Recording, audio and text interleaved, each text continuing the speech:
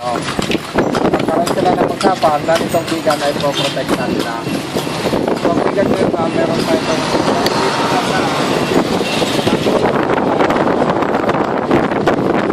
pero ang pinakalumang building sa amin lang na ginagamit mali. Yung po ng market.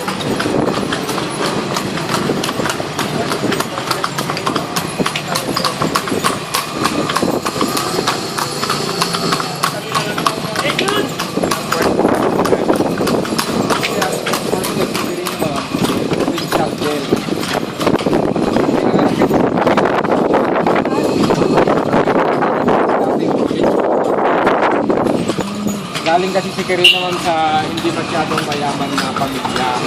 Pero naging baliktad yun, ma'am. Kasi si Kirino nung araw, ma'am, na pangasawa niya bang ang pinakamayaman na ang family.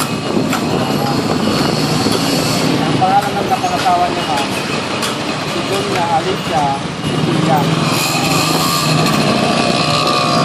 Kaya dito sa Dunya, ma'am,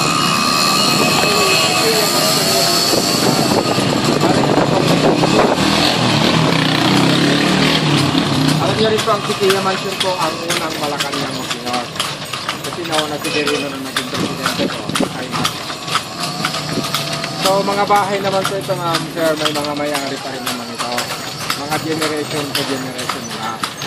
Kaya lang po ang mahirap dito sa Bigan ang restoration ng mga bahay. Mahal po pang maparastor.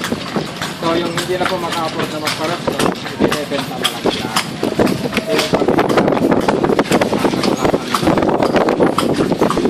Ginagawa po nila ang hotel.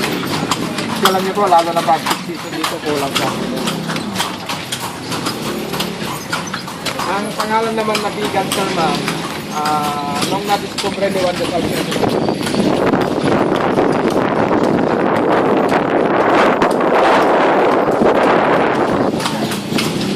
Pero nung 1758 ko, pinalitan ito ng Sugar Fernandina de Bigan. So noong 2001, nagkaroon ng